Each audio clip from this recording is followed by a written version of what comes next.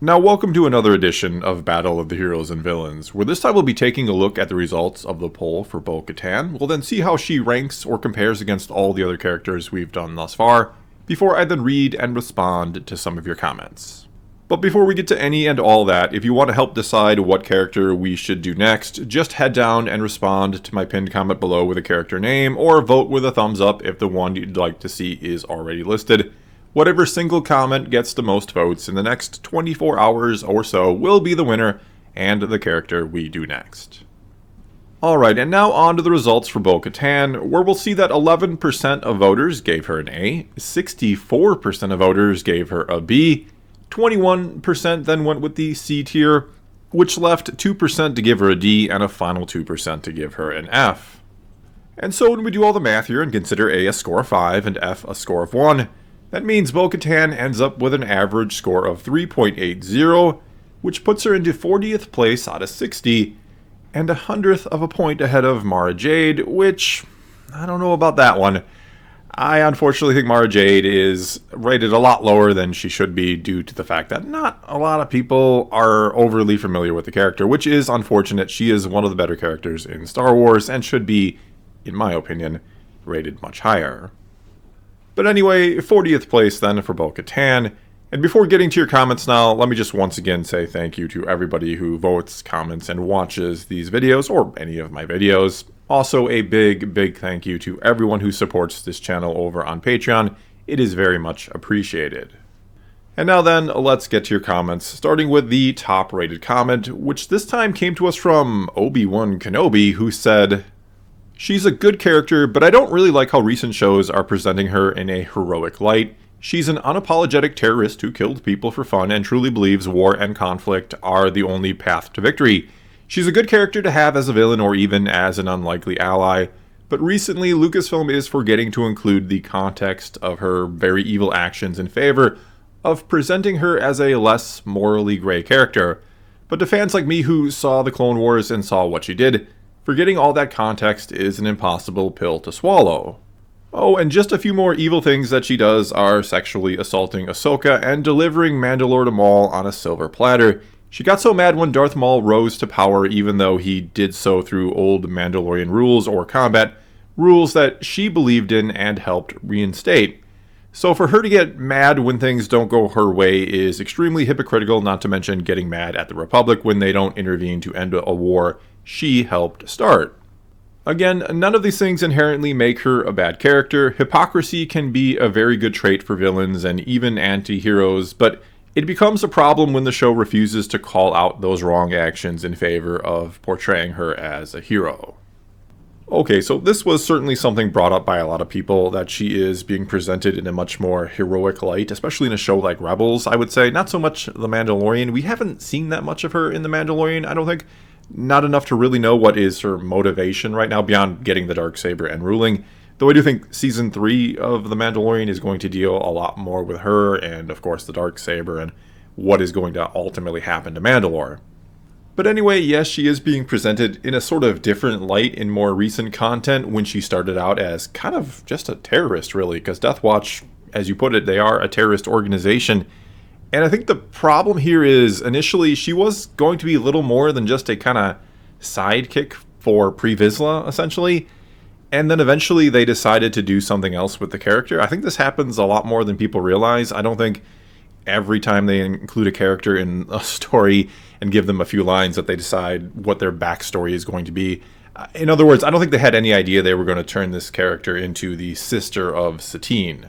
But then eventually the idea comes to them and they decide to run with it, which can at times create kind of inconsistencies. Because again, when we first meet this character, there is nothing to like about her, not in terms of being a good or bad character, but in terms of being a good or bad person. She is a evil to the core type person. So it's difficult when you start a character like that and don't give us any reason to really feel like she deserves to be redeemed.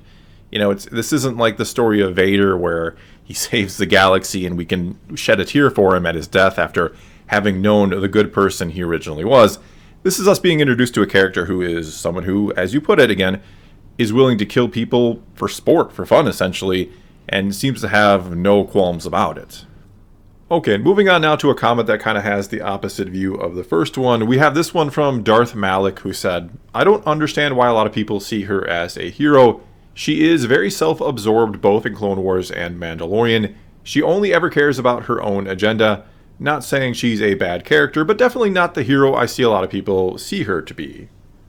And I think in Season 7 of Clone Wars, and then again in Rebels, she is presented in a much, much more heroic light. So much so that if you haven't seen the earlier seasons of Clone Wars, you probably would think she is a more heroic character. You probably wouldn't believe she was once kind of that terrorist sidekick, if you will. And again, in Mandalorian, I don't know that we've quite seen enough of her to really decide what she's all about at this point. She kind of does feel a little selfish, and at the same time, she does feel like she wants to save Mandalore and her people. So it's an odd sort of blend that, again, I think we'll see a lot more of in Season 3 of Mandalorian. Alright, and let's now move on to this comment from Am Bane, who said, she's probably taken more L's than any other character in Star Wars, was a member of Death Watch, failed to stop Maul's rise, lost the Darksaber after it was given to her, and lost her homeworld to the Empire, and I'm pretty sure she hasn't beaten a single named character in a fight, but still has a high opinion of herself. I think people only like her because she was in the Clone Wars. She gets a D. And I certainly wouldn't say that losing all the time makes you a bad character, and I get what you're trying to say here, that she does lose and still continues to believe in herself and believe she should lead Mandalore even after losing the Darksaber somehow to Moff Gideon. So I get that she's flawed as an individual, but a character that loses all the time doesn't mean they're a bad character in terms of being a character, if you will. Maul, for example, what is his big trait? That he always loses in the end. And yet I would argue that he has become one of the better characters in all of Star Wars because of having this trait of always losing in the end. Alright, and moving on now, we have this comment from Matthew Chai, who said, I gave her a C tier. I feel like her character is way too inconsistent. When she first appears, she's sadistic and bloodthirsty as hell, killing innocents without hesitation. But then after she sees Vizsla and Satine getting executed by Maul, is when they started portraying her as a more of a good guy, which doesn't really make sense to me. How does seeing someone close to you being executed make you change your morals when you've been doing the exact same thing all your life? She's been like this her entire time in Rebels, but then her character reverted back to being ruthless and cruel in Mandalorian. They need to be more concise with her, if they want her to stand as a character. Okay, so first of all here, I do agree that she does not feel like a very consistently written character, which again probably goes back to them not initially having a plan with her. She was just going to be pre-Vizsla sidekick, and then you kill off Vizsla, and then you also do something else. You, at the pretty much the same time, you kill off Satine, who is a pacifist. So now you've killed off the terrorist and a pacifist. So what's interesting to do in that situation is to kind of put someone in between the two, right? You have Bo-Katan, who probably loved pre-Vizsla, and then you have, Bo-Katan, who probably also loved her sister at some point at least. So when she sees both of these characters killed off, when she sees the terrorist that she loved and the sister she once loved, who is a pacifist, I think they had this idea of, what if we put her in the middle? What can we do with the character? And initially they had the character kind of, have a turn, if you will, and try to save Mandalore, that she regretted what she had done. She regretted being this terrorist, but she also couldn't completely side with Satine being a pacifist. And then eventually, we get to Rebels where, everything seems to be going well for her. She gets the Darksaber. It looks like Mandalore is going to rally. And something, we don't know what just yet, goes wrong.